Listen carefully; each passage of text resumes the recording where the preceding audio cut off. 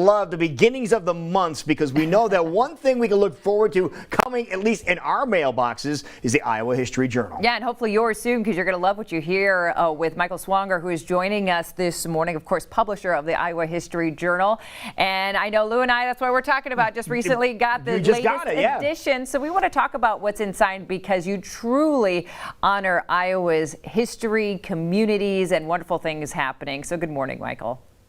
Good morning, Jackie and Lou. Always a pleasure. Thanks for having me back on the show. All right, let's start at the very beginning. Let's start with what is on the cover because I was reading it. This is a true story. I went to the mailbox. I got it. I'm reading it as I'm walking back down the driveway and almost missed my door going back in my house because I kept on looking at the picture on the front. But tell us about the cover story.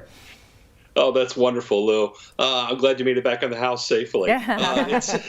We're looking at an image of Harry Cook. And, you know, we've talked about this in the past. So one of the pleasures and joys of publishing this magazine is learning something new every time we put an issue out. And I love the feedback that we get from readers who say the same thing.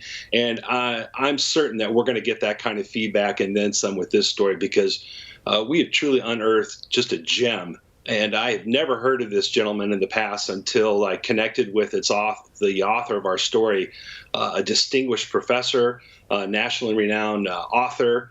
His name is Jason Silverman, and he's a retired professor of history from Winthrop University and Yale. And he has penned just an incredible tale about an Iowan who has probably escaped most people's minds, and if not the annals of history. Harry Cook was a legendary magician, but he was also a Union spy. And what makes his story so interesting is his tight connection, his extraordinary relationship with President Abraham Lincoln. His family had moved to Iowa, and in 1862, when he turned 18, he joined the 28th Volunteer Infantry with Iowa and became a soldier. He was a private.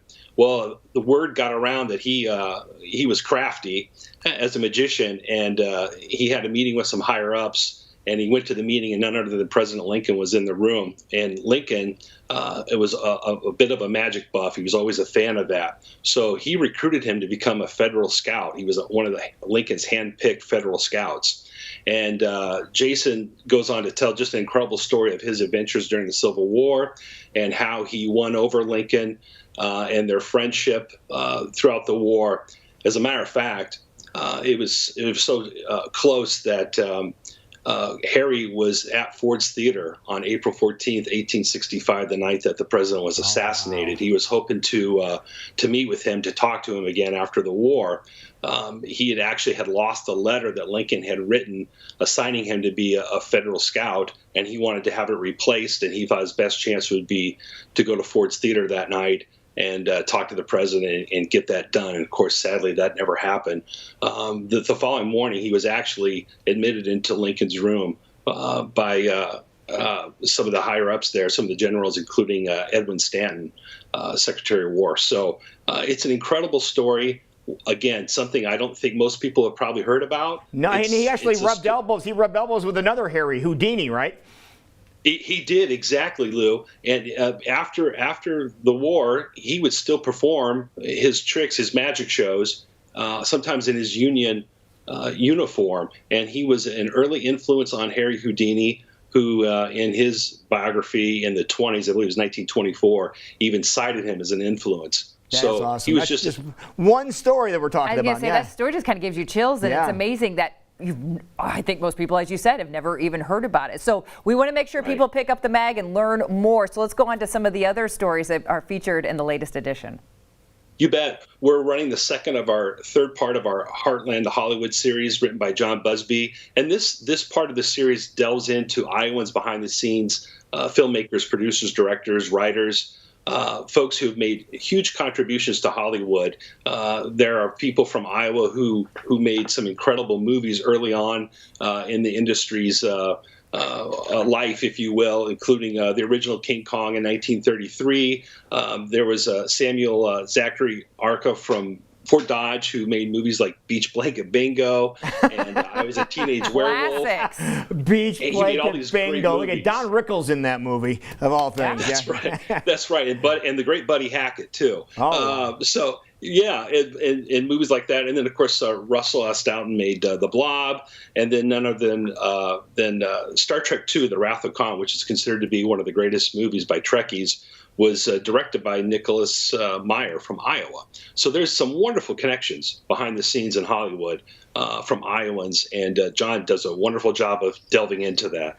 And we always end up talking about music in one way, shape, or form in each edition as well. And we're talking about some musicians that people know and love around here, and a performance from a long time ago.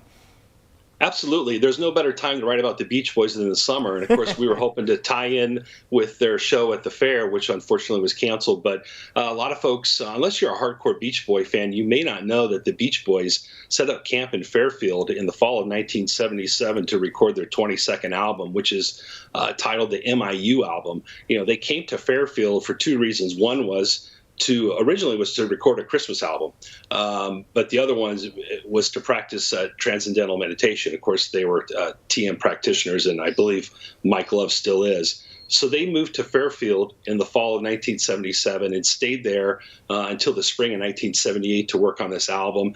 And they were flying out of Des Moines and Ottumwa. It became their home base for that period. Wow. To go do shows.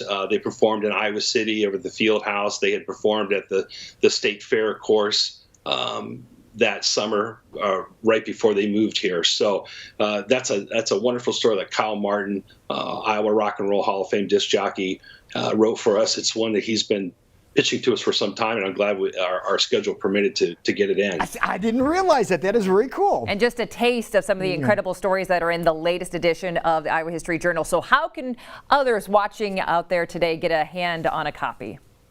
You bet. They can pick it up at their local Hy-Vee, and then starting this issue, we are now available also at Fairway. Oh, really? Good. At the Fairway stores across Iowa. And in Des Moines, they can go to Beaverdale Books, and of course, they can always go to iowahistoryjournal.com to pick up the new issue or to subscribe or to buy our collectible back issues. You just subscribe. That way it comes to your mailbox. You get it before anybody else does, and you'll be as excited as Jackie and I are when we go to our mailbox about this time every other month. That's perfect. It's some incredible writing, and truly you learn something every time you pick one up. So much so I share it with friends every time that a new edition comes out, because there's always something I want to share with others about how amazing Iowa truly is. So thank you for highlighting that on a regular basis, Michael.